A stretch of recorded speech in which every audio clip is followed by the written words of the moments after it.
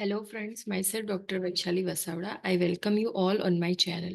So today we will discuss about genetic cause for spontaneous abortion. Spontaneous abortion is one of the type of abortion, and there are many cause even other than genetic causes. But today we will discuss only about genetic causes.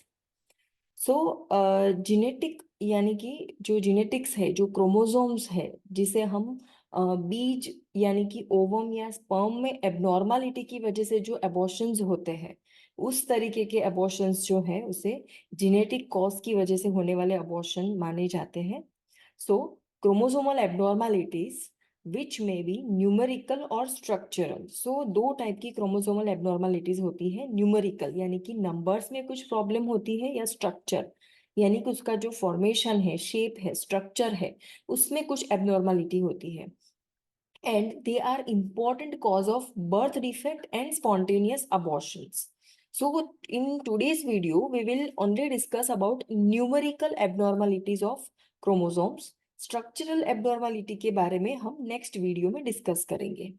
50% of conceptions यानी कि जितने भी spontaneous abortions हो रहे हैं, उसमें जो 50% of conceptions है, उनमें सिग्निफिकेंट अमाउंट में क्रोमोसोमल एबनॉर्मालिटीज होती है.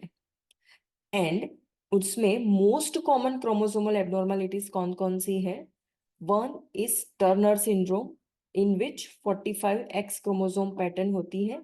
Then triploidy, then trisomy 16. इतनी जो एबनॉर्मालिटीज है, ये तीन एबनॉर्मालिटीज ये मोस्ट कॉमन एबनॉर्मालिटीज है. 45X, Turner syndrome, triploidy and trisomy 16. what are these numerical abnormalities? इससे पहले थोड़ा बेसिक हम देख लेते हैं कि जो ह्यूमन सोमेटिक सेल्स होते हैं वो 46 क्रोमोसोम होते हैं और वो डाइप्लॉइड होते हैं, that is 2n. Somatic cell यानी कि हमारी बॉडी में जो ऑर्गन्स है, स्किन है, नेल्स, हाथ पैर, हेयर्स, वो सारे जो ऑर्गन है, हमारी पूरी बॉडी का जो फॉर्मेशन है वो है सोमेटिक सेल्स, और वो उसमें 46 क्रोमोसोम्स होते हैं और वो डाइप्लॉइड होते हैं. एंड द गैमेट यानी कि स्पर्म और ओवम, उसमें 23 क्रोमोसोम होते हैं और वो हैप्लॉइड होते हैं, और उसे एन ऐसे भी डिनोट किया जाता है, और वो सिंगल होने की वजह से उसे हैप्लॉइड कहा जाता है. गैमेट यानी कि ओवम और स्पर्म. एवरी मंथ मेंस्ट्रुएशन के दौरान, मेंस्ट्रुअल साइकिल में 14th डे पे एक ओवम जो है वो रिलीज होता है. उस पर्टिकुलर ओवम को या स्पर्म को गैमेट कहा जाता है, और उसमें 23 क्रोमोसोम्स होते हैं. Next is what is aneuploid. Aneuploid means chromosome numbers that is not euploid, means when an extra chromosome is present, that is trisomy. जैसे कि फॉर एग्जांपल 23 क्रोमोसोम्स की जगह पे कोई एक्स्ट्रा क्रोमोसोम है, सोमेटिक सेल में कोई 46 में भी कोई एक्स्ट्रा क्रोमोसोम है, तो उसे ट्राइसोमी कहा जाता है. और उससे ऑपोजिट कंडीशन भी होती है कि कोई एक क्रोमोसोम जो है वो मिसिंग होता है, लेस नंबर होते हैं, तो उसे मोनोजोमी कहा जाता है. And these abnormalities in chromosome numbers में ओरिजिनेट ड्यूरिंग मियोटिक और माइटोटिक डिविजन्स. ये क्या होता है meiotic and mitotic divisions? Meiotic divisions means जो बीज बनते हैं, जो स्पर्म एंड ओवम, उसकी जो फॉर्मेशन की प्रक्रिया है from primary to mature one, तो उसके दौरान 2-3 फेज में मियोटिक डिविजन्स होते हैं.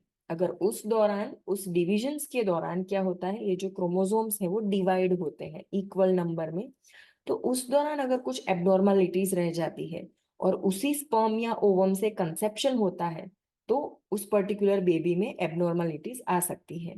दूसरा है माइटोटिक डिवीजन. मतलब क्या कि कंसेप्शन हो जाने के बाद जो डिवीजन होता है कंसेप्टस में, उस दौरान अगर कोई एबनॉर्मालिटी आ जाए, ट्राइसोमी टाइप की या मोनोजोमी टाइप की, और बेबी में जो एबनॉर्मालिटी देखने को मिलती है, तो वो इस कैटेगरी के अंडर फॉल होता है. Then next, what is non disjunction.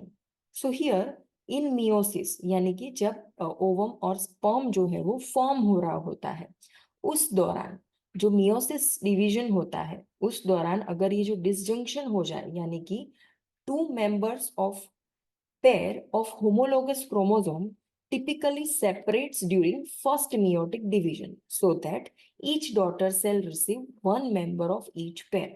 यानी कि शुरू में जो पेयर में जो क्रोमोसोम्स होते हैं वो डिवाइड होके दो सेल फॉर्म करते हैं. सो समटाइम क्या होता है, however separation does not occur and both pair member moves into one cell called disjunction. यानी कि फॉर एग्जाम्पल मान लो 23 इंटू पेयर, यानी कि वो पेयर में है और उसमें से 23 क्रोमोसोम एक सेल में जाएंगे और 23 क्रोमोसोम दूसरे सेल में जाएंगे.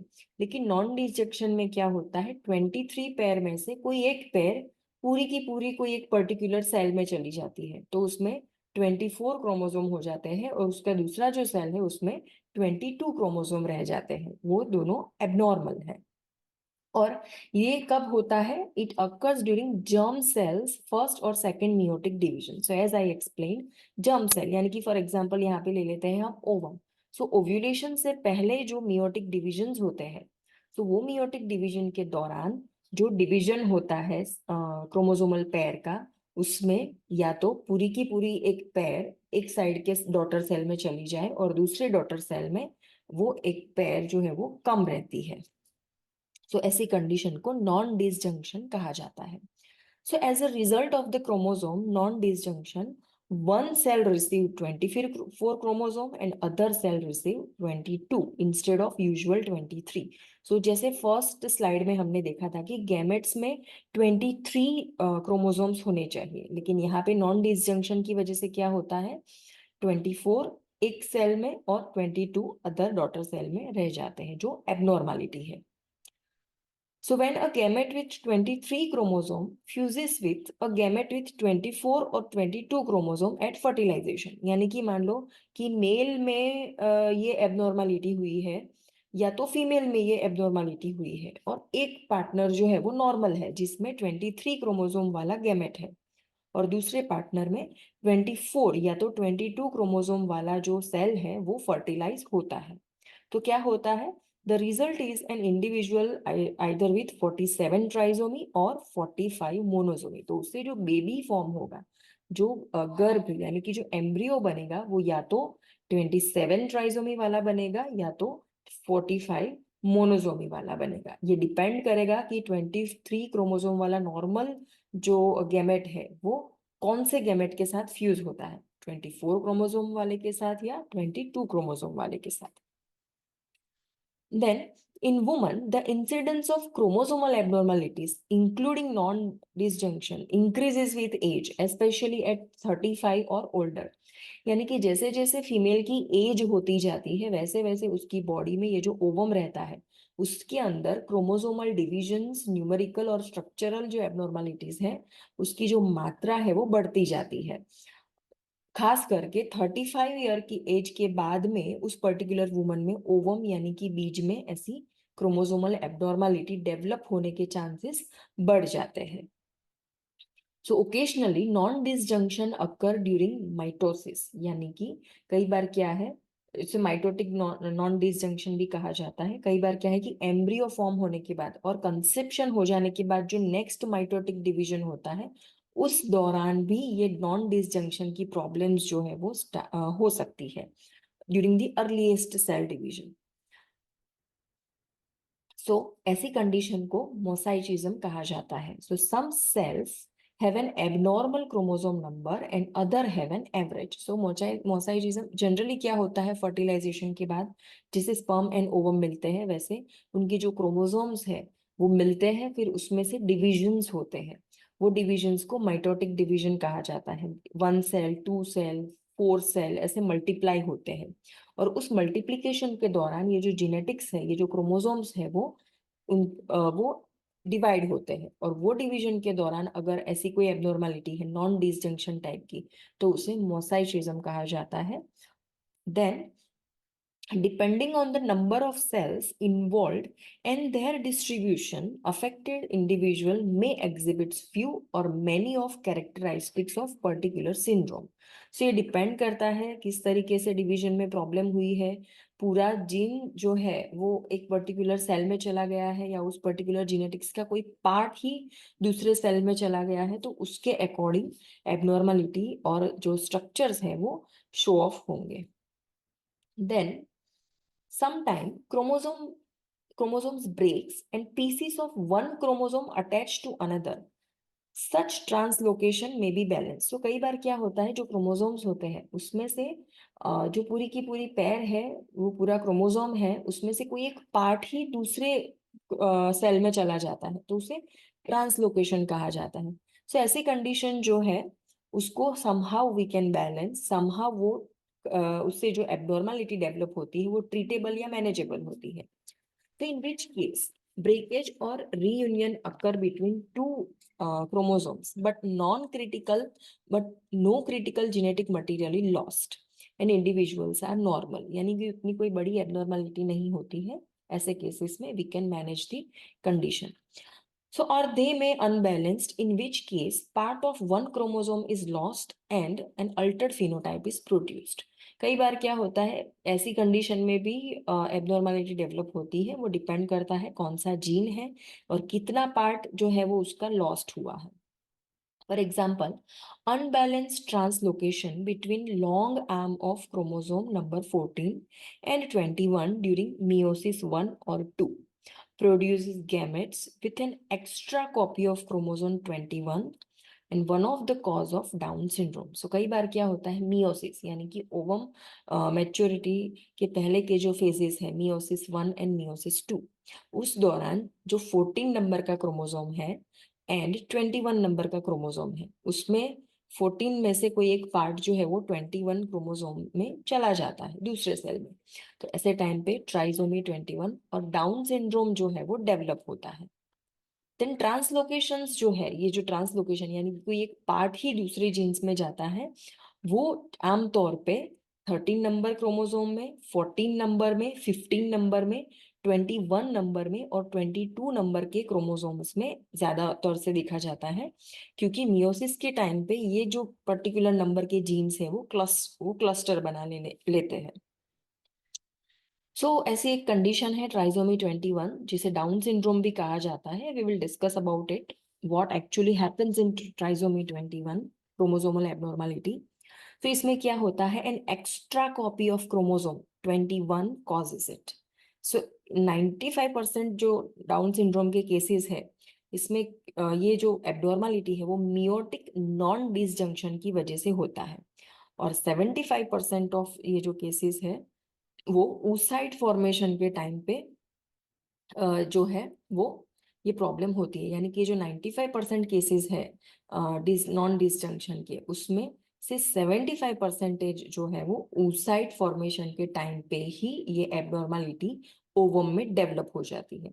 दिस इज द रीजन कि डाउन सिंड्रोम बेबी के लिए मैटरनल ओवम को ज्यादा रिस्पॉन्सिबल फैक्टर माना गया है. सो इन अप्रोक्सीमेटली जो बाकी के 4% केसेस है डाउन सिंड्रोम के, उसमें unbalanced translocation between chromosome 21 and chromosome 13, 14 and 15 जो है वो पाया गया है.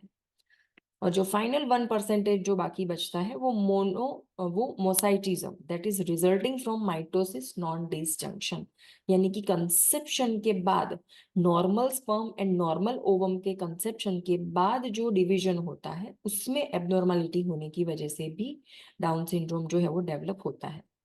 सो इसके इंसिडेंस रेट है वो मदर की एज के अकॉर्डिंग होते हैं. सो 25 के अंडर अगर मदर है तो 1 in 2000 कंसेप्चुअस ये हो सकता है.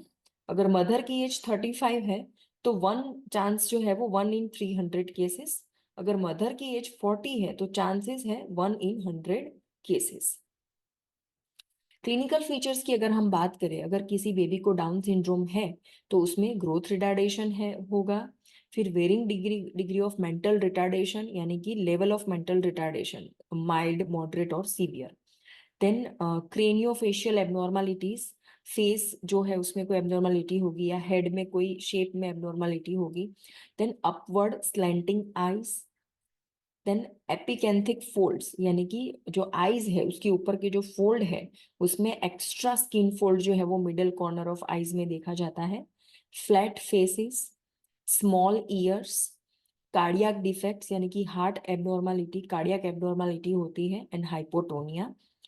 देन डाउन सिंड्रोम के जो इंडिविजुअल्स होते हैं उसमें chances of leukaemia, infection, thyroid dysfunction, premature ageing and Alzheimer disease after the age of 35 के चांसेस ज्यादा रहते हैं। नेक्स्ट कंडीशन है ट्राइसोमी 18।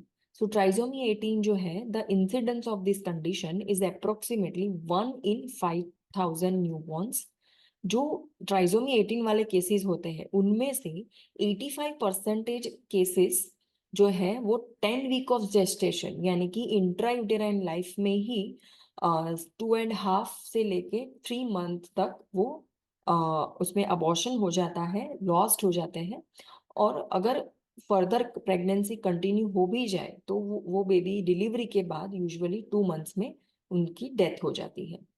क्लिनिकल फीचर्स की हम बात करें तो mental retardation, congenital heart defects, लो सेट ईयर यानी कि आई की ईयर्स की जो पोजीशन है हेड में उससे थोड़े लोअर मार्जिन में वो ग्रो हुए होते हैं।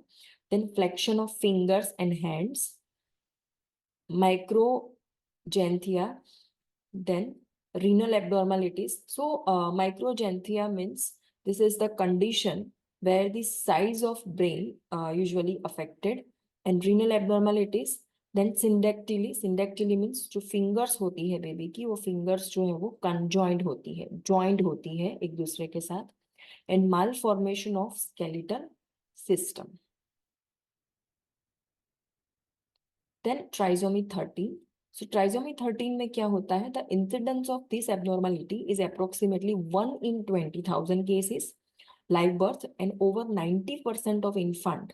ये जो ट्राइसोमी 13 के जो इन्फांट होते हैं उसमें से 90% जो होते हैं वो बॉर्न होने के फर्स्ट मंथ में ही उनकी डेथ हो जाती है।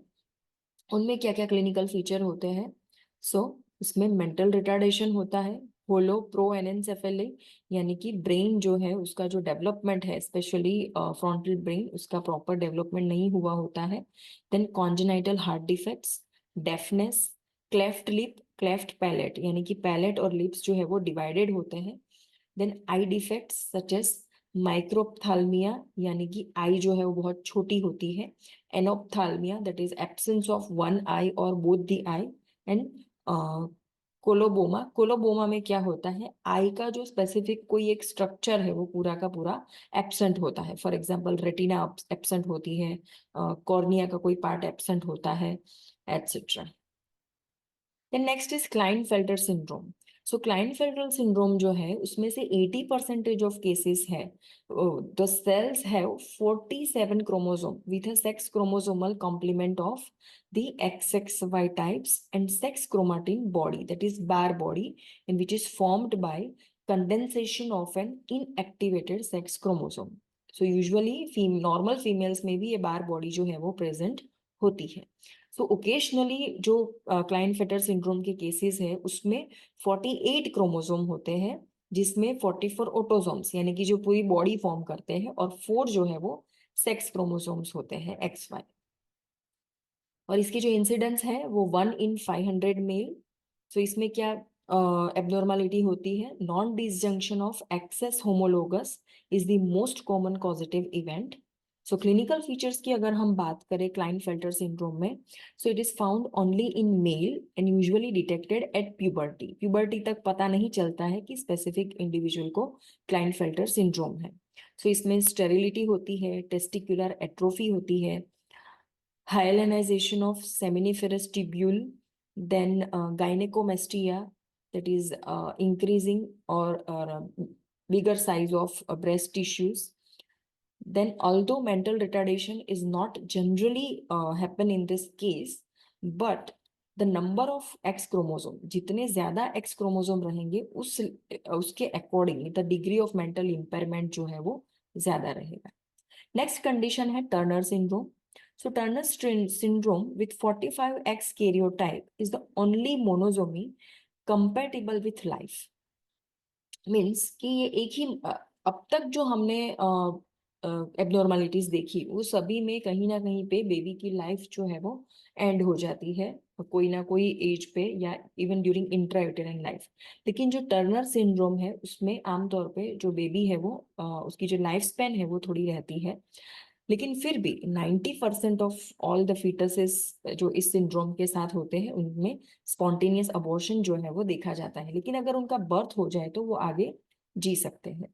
इन the few of that survive unmistakably female in appearance, उनका जो अपीयरेंस है वो मैन का जो अपीयरेंस है वो फीमेल जैसा होता है। And are characterised by absence of ovaries, that is gonadal dysgenesis and short stature. So approximately 55% of affected women are monozymic for the X and chromatin body negative because of non-disjunction. In 80% of this women, non-disjunction in the male gamete is the cause. And in the remainder of women, structural abnormalities of X chromosome or mitotic non-disjunction resulting in mosaicism are the cause. Then other common abnormalities हम इसमें देखें Turner syndrome में तो webbed neck, lymphoedema of extremities, then skeletal deformities, broad chest with widely spaced nipples. Last one is triple X syndrome. So triple X syndrome में क्या होता है? They are infantile with scanty menses and some degree of mental retardation. तो ऐसे cases में females में जो menses है वो स्कैंटी रहते हैं और मेंटल रिटार्डेशन भी साथ में थोड़ा बहुत रहता है।